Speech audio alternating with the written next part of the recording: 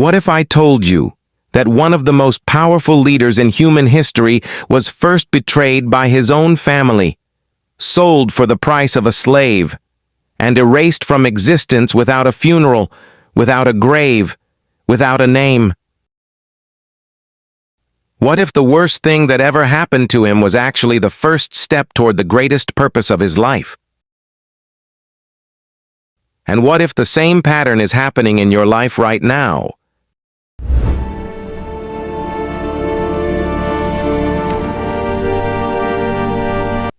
Joseph was the son of Jacob, born in a household already heavy with rivalry, tension, and unresolved wounds.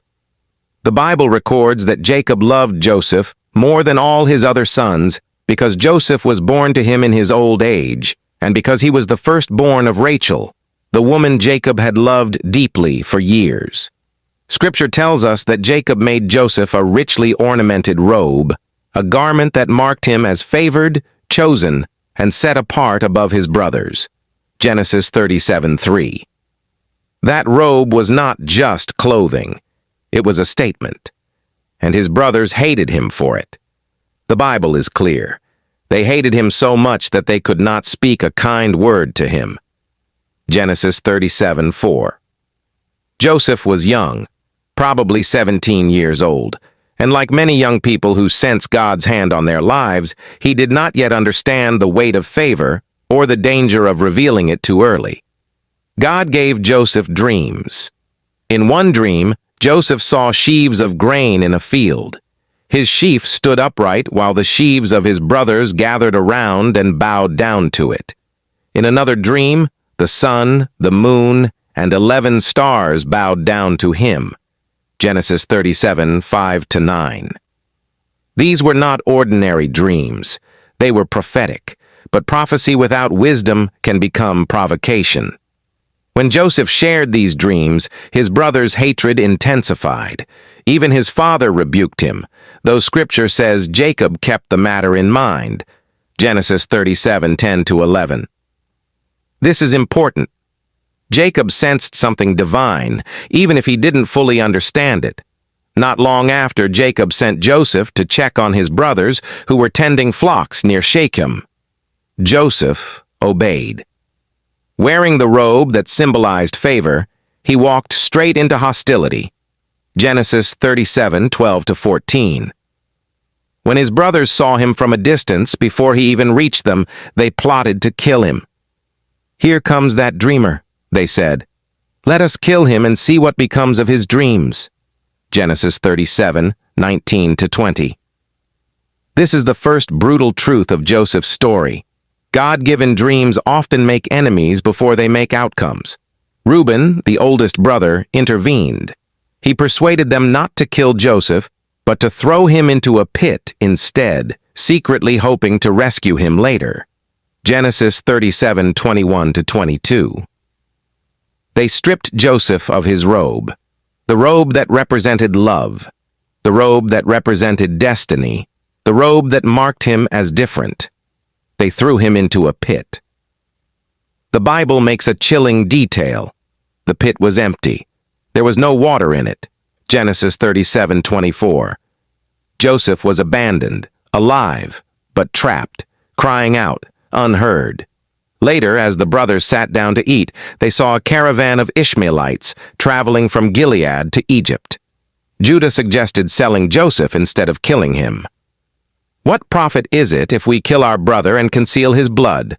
Judah said. Genesis 37:26. They sold Joseph for 20 shekels of silver. Joseph was pulled out of the pit, not to freedom, but into chains. Scripture does not record Joseph's words in that moment, but silence does not mean absence of pain. It means the Bible allows us to feel the weight without distraction. Joseph was taken to Egypt. His brothers dipped his robe in goat's blood and presented it to their father. Jacob recognized it and believed Joseph had been killed by a wild animal. Jacob tore his clothes, put on sackcloth, and mourned for many days. Genesis 37:31-35. Joseph was dead to his family, erased, forgotten. Meanwhile, Joseph was sold again, this time to Potiphar, one of Pharaoh's officials, the captain of the guard. Genesis 37:36. This is where many people misunderstand Joseph's story. They think the miracle begins when Joseph interprets Pharaoh's dream. But the miracle actually begins here, because Genesis 39 opens with one of the most important sentences in the entire story. The Lord was with Joseph. Genesis 39:2. Joseph had no robe, no family, no position, no control. But God was with him. Joseph worked faithfully in Potiphar's house, and everything he touched prospered. Potiphar noticed. Scripture says Joseph found favor in Potiphar's eyes and became his attendant. Potiphar put him in charge of his entire household. Genesis 39:3-4. From slave to steward. Not overnight, but through character. God's favor does not always remove you from hardship. Sometimes it elevates you within it. Potiphar trusted Joseph so much that he concerned himself with nothing except the food he ate. Genesis 39:6.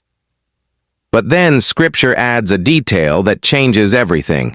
Joseph was well-built and handsome, and Potiphar's wife noticed. Day after day, she tried to seduce him. "Come to bed with me," she said. Genesis 39:7. Joseph refused. Listen carefully to his words because they reveal his heart.